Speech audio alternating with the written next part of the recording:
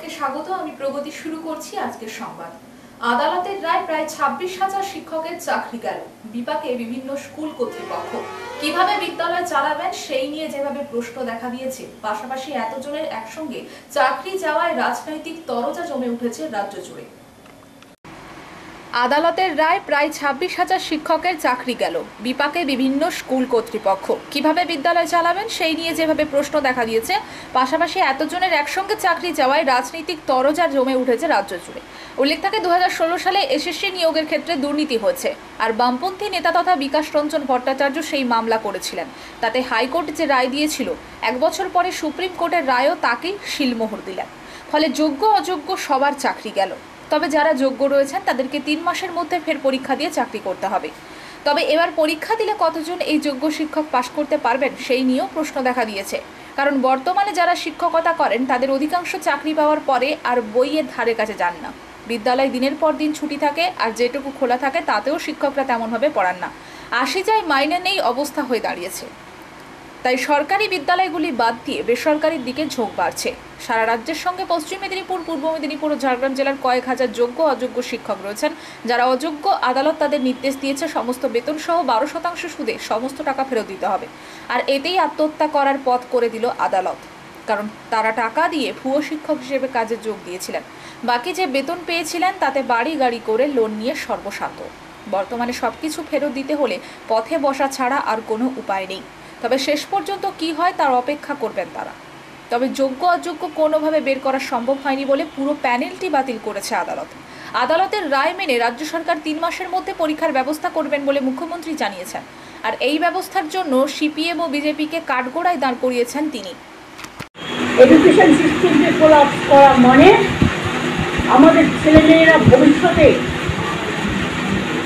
Learning মানে শিক্ষার সুযোগ না পেয়ে এত টিচার যারা পড়ান তাদের বঞ্চিত করে শিক্ষার মানটাকে দমিয়ে দেওয়ার চেষ্টা করছেন না তো? এটা আমার মনে একটা কোয়েশ্চেন এসছে। কারণ আমি এই মাটিতে জন্মেছি এবং আমি বিজেপির টার্গেটগুলো বুঝি আর গভর্নমেন্ট অফ ইন্ডিয়ার টার্গেটগুলো। আর একটা আমার question, it is my personal question, I am not attacking anybody. একজন জাজের বাড়ি থেকে কর্মরত, এরাও কর্মরত, আমি দুটোকে একসাথে মিলিয়ে দিচ্ছি। I may be wrong, it may be my mistake, কিন্তু আমার যেটা মনে এসছে বলছি, একজন বিচারকের বাড়ি থেকে যদি কোটি কোটি টাকা পাওয়া যায় 15 সঙ্গে, সেটা জানতে পেরেছি এখন থেকে। তার শাস্তি যদি শুধু ট্রান্সফার হয়, তাহলে আমার এই 25,000 ভাই বোন তাদেরও ট্রান্সফার করতে হবে।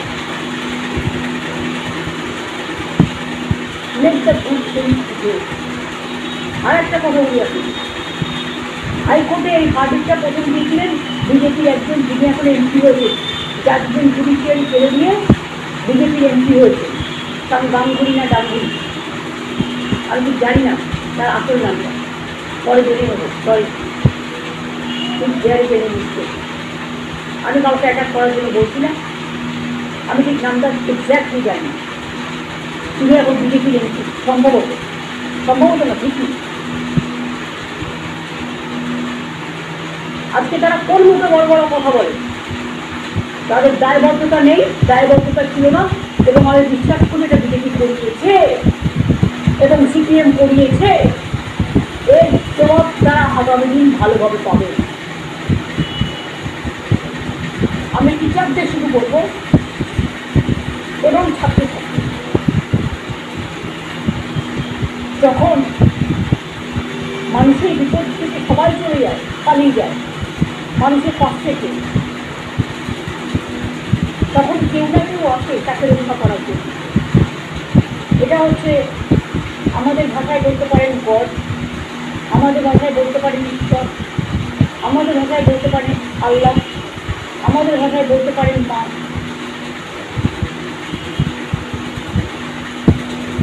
বিশ্বাস এবং ভরসাই তো। সারা রাজ্যের মতো ঝাড়গ্রাম জেলাতেও প্রায় 527 জন শিক্ষাকর্মী গ্রুপ সি গ্রুপ ডি প্রার্থীর চাকরি বাতিল হয়েছে বৃহস্পতিবার। ঝাড়গ্রাম বাণীতীর্থ স্কুলের ইংরেজি শিক্ষক তবুও আজ এসেছেন স্কুলে। নাম রাজকুমার গড়াই, বাড়ি পশ্চিম মেদিনীপুর জেলার দাঁতন থানার অন্তর্গত রাজনগর গ্রামে। 2019 সালে ঝাড়গ্রামের বাণীতীর্থ হাই স্কুলে ইংলিশের টিচার হিসেবে যোগদান করেন। আজ সব শেষ। রাজ্যের 26,000 চাকরি প্রার্থীর মতো তিনিও আজ কর্মহীন। নিয়ম করে বাচ্চাদের ক্লাস নিতেন, আজও তাই স্কুলে এসেছেন, ক্লাসও নিয়েছেন, কিন্তু এরপর আর নিতে পারবেন কিনা জানেন না। মানসিকভাবে ভেঙে পড়েছেন, গোটা সিস্টেমকেই এর জন্য দায়ী করেছেন রাজকুমার গড়াই। বিচার ব্যবস্থার উপর বিশ্বাসও ঠেলেছেন। তাদেরকে বড়ির পাঁঠা করে সমস্ত রাজনৈতিক দল রাজনীতি করছেন বলে অভিযোগ। এরপরে কি করবেন জানেন না, বাড়ির লোকেদের নিয়ে চরম পরিস্থিতির সম্মুখীন। আমার নাম রাজকুমার গড়াই। আপনি কোন স্কুলে এই মুহূর্তে ছিলেন? আমি ঝাড়গ্রাম বাণীতীর্থ হাই স্কুল। আপনি কোন কোন প্যানেলে পেয়েছিলেন? আমি 2016 প্যানেল SLST-তে পেয়েছি। আজকের এই রায় কি বলবেন? এটা আমাদের উপরে চরম আঘাত। জানি না কি করব, কোনোভাবেই বুঝে উঠতে পারছি না। মানে এটা একটা বিনা মেঘে বজ্রপাতের মতো। আমরা আশা করেছিলাম হাইকোর্টে যেটা হয়েছিল হয়তো সুপ্রিম কোর্ট সুরাহা দেবে আমাদের, কিন্তু সেখানেও কিছু পেলাম না। আমরা কোনোভাবেই প্রমাণ করতে পারলাম না যে আমরা যোগ্য, আমরা সঠিকভাবে পরীক্ষা দিয়ে এসেছি। কীভাবে প্রমাণ করব? সুপ্রিম কোর্টের দিকে তাকিয়েছিলাম যদি ভালো কিছু হতো, কিন্তু তাও হলো না। ওনার রায়ে আমাদের সব কিছু তছনছ হয়ে গেল। আমাদের সংসার, আমাদের পরিজন, সম্মান সব কিছু ধুলোয় মিশে। জানি না এরপরে কী হবে, কিছুই বের করতে পারছি না। এখনো পর্যন্ত কি গোটা রায়টা পড়তে পেরেছেন? মানে কি কি বলেছে সেটা না, রায়ের কপি এখনও তো হাতে আসেনি, কেউই পায়নি। তো যেটুকু শোনা যাচ্ছে যে পুরোটাই বাতিল হয়েছে, একটা ফ্রেশ সিলেকশন প্রসেসের কথা বলা হচ্ছে। সেটাও কি গাইডলাইনে হবে বা কি তার পদ্ধতি হবে সেটাও জানা যাচ্ছে না। টোটালি আমরা একটা বিধ্বস্ত অবস্থায় আছি। ভাষা পাচ্ছি না, কীভাবে বলবো, বাড়ির লোককে কীভাবে ট্যাকেল করব, বাবা মায়েদের কী করে ট্যাকেল করব, আত্মীয় পরিজন, বন্ধুবান্ধব, আর্থিক দায় দায়িত্ব, এগুলো কীভাবে ট্যাকেল করব, ঋণ নেওয়া আছে সেগুলো কীভাবে ট্যাকেল করব, জানি না কীভাবে। মানে আপনি আজকেও স্কুলে এসেছিলেন? হ্যাঁ, আমি আসবো তো। আমি তো এখনও তো কর্মী। এই রায়ের আগে পর্যন্ত তো আমরা কর্মী। এখনও অর্ডার আসেনি। অর্ডার এলে আমাদেরকে ছেড়ে দিতে হবে। আবার নতুন করে পরীক্ষা দিতে বলা হচ্ছে। জানি না কী হবে, পেতেও পারি, নাও পেতে পারি। এত আগে আমরা পরীক্ষা দিয়ে তৈরি হয়েছিলাম, সেই মেধা বা সেই আমাদের তো নেই, আর ইচ্ছা শক্তির সেই প্রবল তো নেই। জানি না, যদি না পাই তাইলে আবার আমরা ওই দলে পড়ে গেলাম, বেকারের দলে। এর জন্য কাকে দোষারোপ করবেন? কার ঘাড়ে দায় চাপাতে চাইছেন? দোষ কাউকে একাকে তো আর দেওয়া যায় না। পুরো সিস্টেমই কলুষিত। আপনি এখানে ব্যক্তিগতভাবে কাউকে দোষ দিতে পারবেন না। আমাদের যারা পরীক্ষা নিয়েছে তারা গোলমাল করেছে। রাজ্য সরকারের উপরে দায়িত্ব ছিল, তারা ঠিকঠাকভাবে তাদের দায়িত্ব পালন করতে পারেনি। বিচার ব্যবস্থা যাদের কাছে আমরা ছুটে গেছি সুরাহার জন্য, তারাও আমাদের উপরে কোনো কিছু আশার বাণী দেখাতে পারেনি। তাহলে কাকে দোষ দেব? নিজের কপাল ছাড়া আর কাকে দেব? 26,000 চাকরি প্রার্থীর চাকরি বাতিলের প্রতিবাদে বিক্ষোভ SFI-এর। বৃহস্পতিবার সন্ধ্যা 6টা নাগাদ ঝাড়গ্রাম শহরে এই বাতিলের প্রতিবাদে মিছিলের ডাক দেয় SFI। তাতে SFI ছাড়াও বামফ্রন্টের কর্মী সদস্যরা সামিল হয়। মুখ্যমন্ত্রীর সমালোচনা করে স্লোগান দেওয়া হয়। SFI নেতা গৌতম মাহাতো জানান, এই ঘটনায় অবিলম্বে যারা দোষী তাদের শাস্তি এবং সঠিক চাকরি প্রার্থীদের পুনর্বহাল করতে হবে। সন্ধ্যাবেলা মিছিলের জেরে কিছুটা যানজটের সৃষ্টি হয়।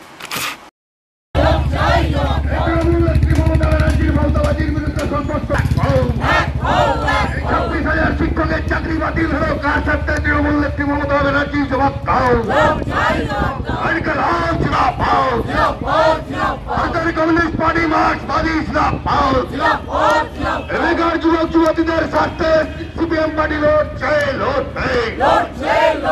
এই সমস্ত বেকার যুবক যুবতীদের স্বার্থে CPM পার্টি লড়ছে। ভারতের কমিউনিস্ট পার্টি মার্ক্সবাদীতা করতে হবে।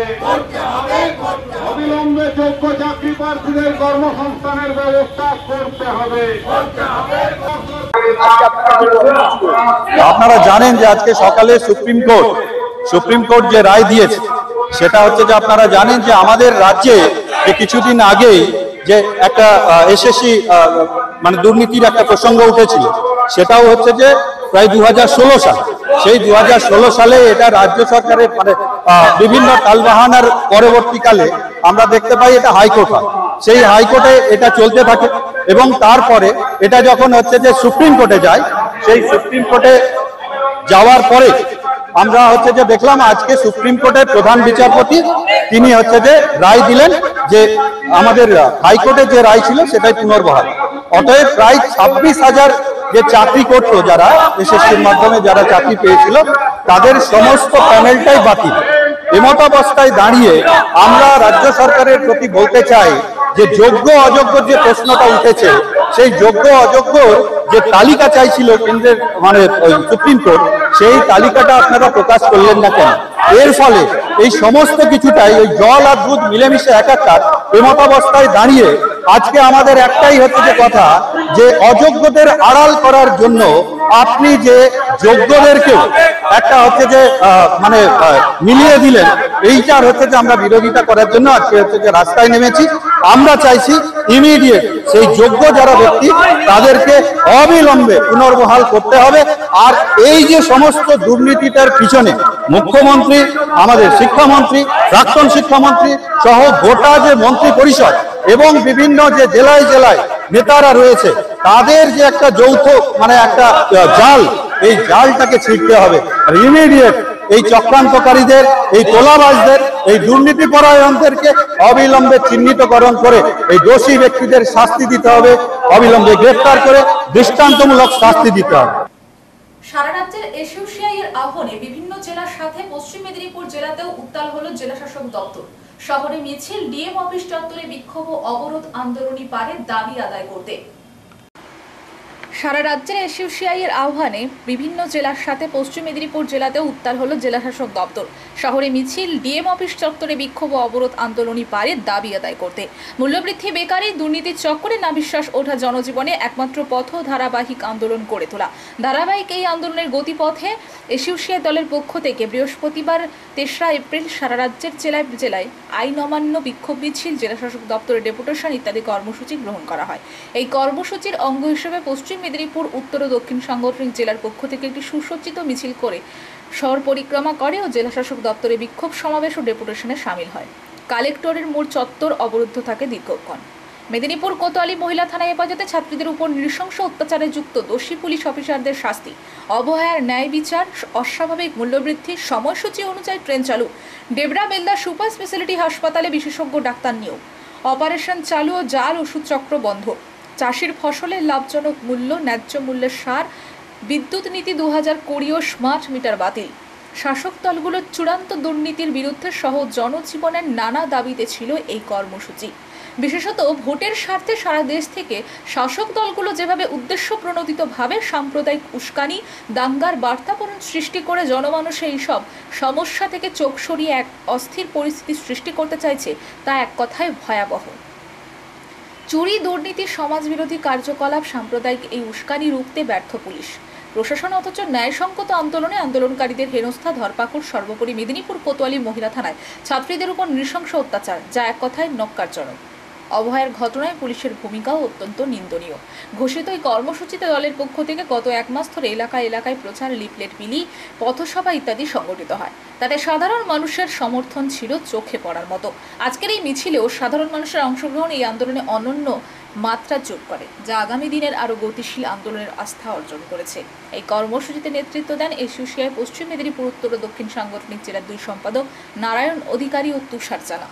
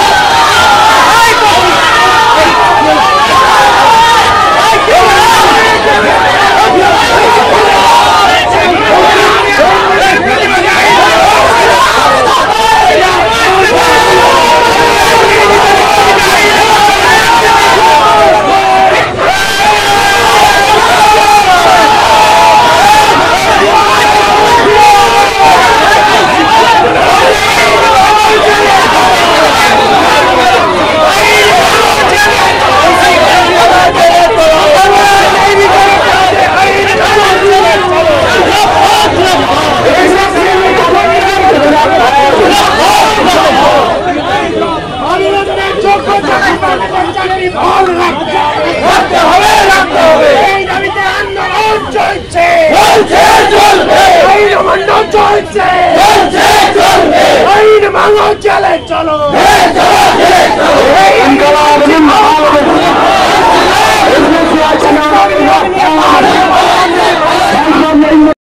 চলে যাবেন না। এখন আমাদের এই বিক্ষোভ অভিযানের সামনে বক্তব্য রাখবে, সংক্ষিপ্ত বক্তব্য রাখার জন্য করছি। এরপরে আমাদের ডেপুটেশনের টিম জেলা শাসক মহাশয়ের কাছে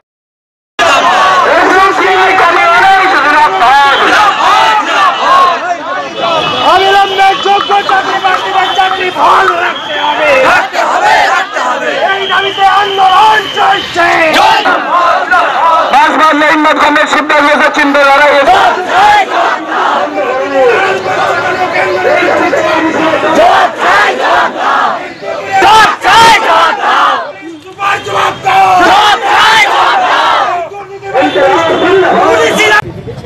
এবং আমাদের 4 জন মেয়েকে কোতোয়ালি থানা মহিলা থানা পুলিশ লোকাতে বেধড়ক মারধর করা হয়েছে, হাড়হিম করা আক্রমণ করা হয়েছে।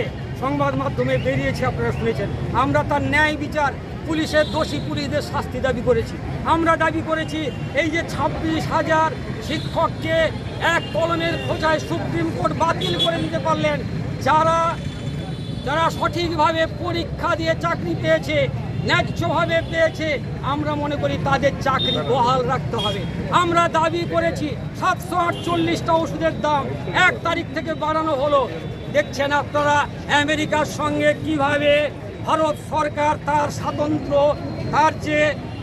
স্বাতন্ত্র বোধ এগুলোকে আজকে দোলাঞ্জলি দিয়ে কিভাবে বিশ্ব পুঁজিবাদ সাম্রাজ্যবাদের কাছে মাথা নত করে এভাবে শুল্কের প্রাচীর তুলে দিয়ে জিনিসপত্রের ঢালাও দাম বৃদ্ধির সুপারিশ করছে। আমরা এইসবের বিরুদ্ধে লড়ছি। আজকে আমাদের গোটা রাজ্যব্যাপী আন্দোলন, আইন অমান্য বিক্ষোভ চলছে। আমাদের জেলাতেও আমরা এই বিক্ষোভের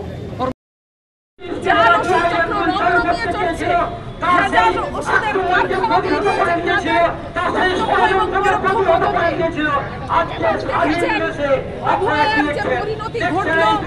এই দুষ্ট চক্র এবং দুর্নীতির পরিণতি আগুন দিয়েছিল এবং এক্ষেত্রে পুলিশ প্রশাসন এবং যারা সরকারি ক্ষমতায় আছেন তাদের ভূমিকাও দিনের আলোর মতো স্পষ্ট। তারা একদম প্রত্যক্ষভাবে দুর্নীতিবাজদের পক্ষে, এই কালোবাজারির পক্ষে, সারের কালোবাজারির পক্ষে, ওষুধের কালোবাজারির পক্ষে। তারা সাধারণ মানুষের বিচার দিতে পারছেন না, দুর্নীতি রুখতে পারছেন না। তার বদলে কি করছেন? একটা সাম্প্রদায়িক বাতাবরণ যাতে সাধারণ মানুষ এসব থেকে চোখ ফিরিয়ে নেয়। সেই জন্য দেখছেন একটা ধর্ম জাতি নির্বিশেষে সাম্প্রদায়িক বাতাবরণ, একটা উস্কানিমূলক গোটা পরিবেশ গোটা রাজ্য এবং দেশ জুড়ে তারা চালাতে চাইছে এই সরকারগুলো। এসবের বিরুদ্ধে আমাদের দল সিপিআই কমিউনিস্ট দীর্ঘ ধারাবাহিক লড়াই আন্দোলন করতে করতে আজকে আইন অমান্য কর্মসূচি মানার দাবিতে আমাদের প্রেস হ্যান্ডআউট বেরিয়েছে, আপনাদের কাছে আমরা প্রকাশ করতে চাইছি।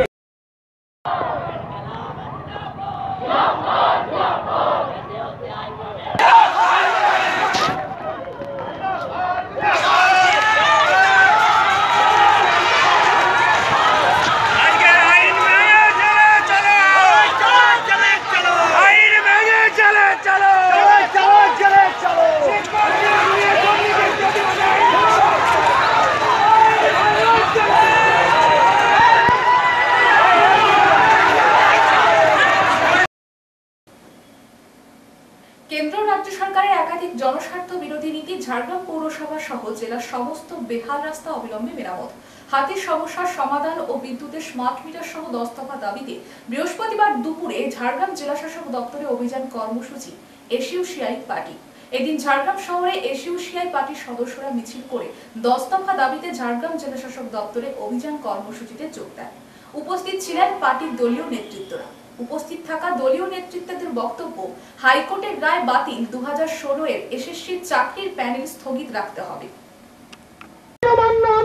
কর্মসূচি চলছে এই মুহূর্তে সারা পশ্চিম বাংলা প্রত্যেকটি জেলাতে আইন অমান্য, শিক্ষা, স্বাস্থ্য, বিদ্যুৎ থেকে শুরু করে যে মূল্য বৃদ্ধি, তাছাড়া ঝাড়গ্রাম জেলার নানান যে সমস্যাগুলো রয়েছে, এই জেলা শাসক সাহেবকে ইন্টিমেশন দিয়েছি আমরা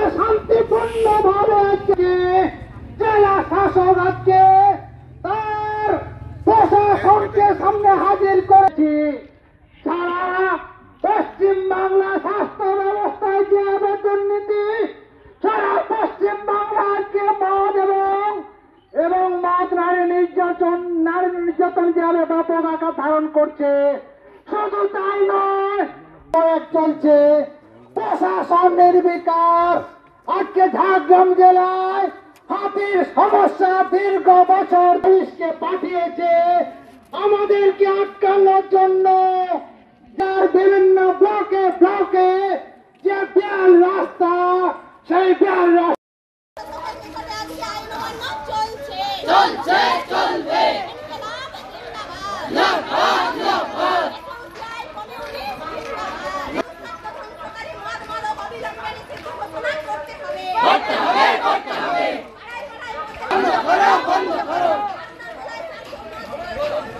ফের মাঝ রাস্তায় দাঁতালের দাদাগিরি, ভাঙলো বাইক, প্রাণে রক্ষা 2 বাইক আরোহী সহ 4 জন।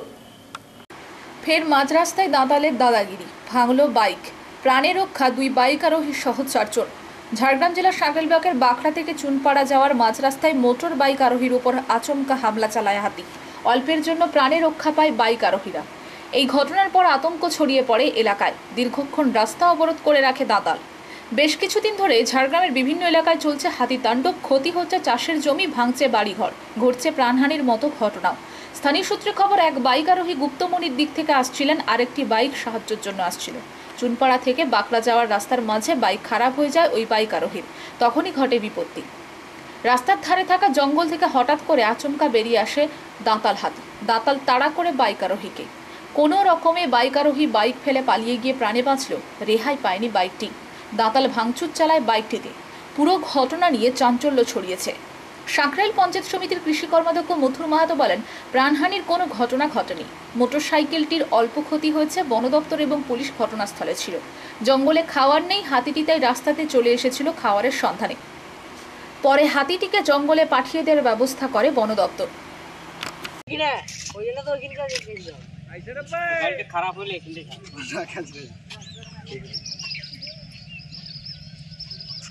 রেসগুলা ওই রাখিয়ে নেই, নাই পরের গিলা আছে, পরের গিলা এখন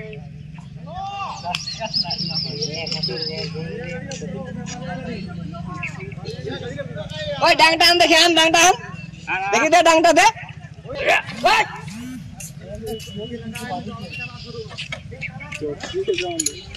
পারবে না বিলকুল, যা দড়ি ভাঙা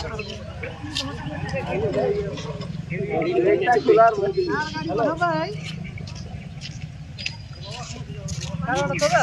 আমদানি করে খারাপ হয়ে গেছে গাড়িটা। এখানে চাকার জাম হয়েছে, দুইটা একসঙ্গে। মিস্ত্রি গাড়ি ডাক দিলে খোলা খোলা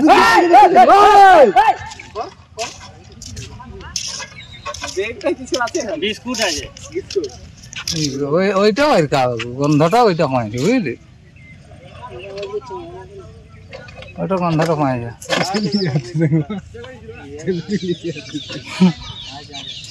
পিলার জেল